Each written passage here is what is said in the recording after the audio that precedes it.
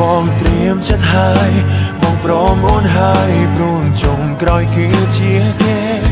ព្រមឲ្យមាមេធ្វើតាមក្តីសុំដែលអូនត្រូវការវិលត្រឡប់ទៅរកគេវិញតែជាមួយបងព្រោះក្នុងបេះដូងអូនមិនអាចបំភ្លេចគេបាន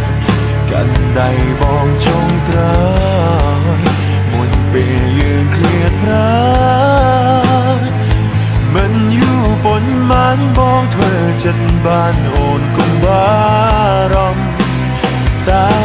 ពេលនេះអូនយល់មែនទេនៅក្នុងចិត្ត